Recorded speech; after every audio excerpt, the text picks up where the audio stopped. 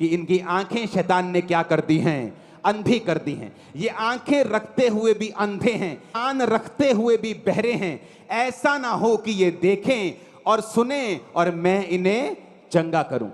Hallelujah. यीशु मसीह के सामने सदूकी और फरीसी, कौन थे सदूकी और फरीसी? यहोवा की व्यवस्था को मानने वाले, अपने आप को क्रिश्चियन कहने वाले। रोमियों के साथ उनकी साठ गांठ थी। बिजनेसमैन लोग थे, ये बिजनेस चलाते थे, आराधनालय में बिजनेस, स्कूल का बिजनेस, फलाना बिजनेस, ये बिजनेस, सब तरह के बिजनेस वो चला रहे थे रोमी सरकार के साथ मिलके। इसलिए वो नहीं चाहते थे कि रोमी सरकार के साथ हमारा कोई भी पंगा हो और हमारा बिजनेस डाउन हो जाए।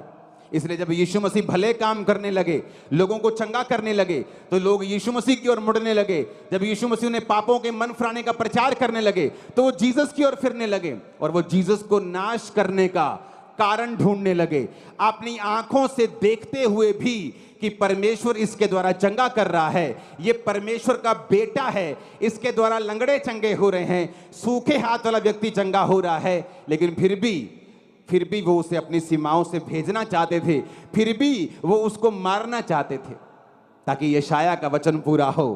कौन सा वचन? जो 38 आयत में लिखा, यशाया ने कहा,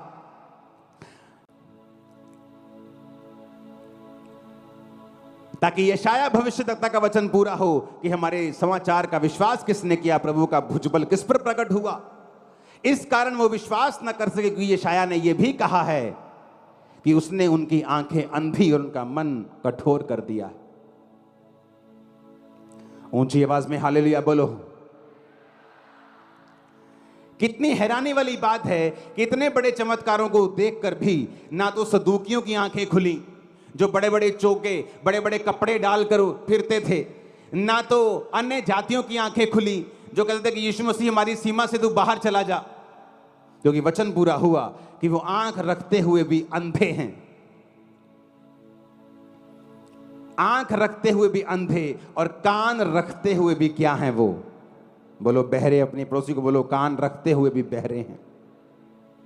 हालेलुया। वचन कहता है, मरकुस 8 उसकी 1 से 13 आयत हम पढ़ेंगे। उसमें लिखा है कि प्रभु यीशु मसीह ने बहुत सी भीड़ को सुसमाचार सुनाया। पहली आयत में लिखा है, उन दिनों में बड़ी भीड़ इकट्ठी हुई और उसके पास कुछ खाने को नहीं था, तो चेलों को बुलाकर यीशु ने कहा, मुझे इस भीड़ पर तरस आता है। ये 3 दिन से बराबर को नहीं था, तो चेलों को बुलाकर यीशु ने कहा, मुझे इस भीड़ पर तरस आता है। ये 3 दिन से बराबर मेरे साथ हैं और इन्होंने कुछ भी खाया नहीं है।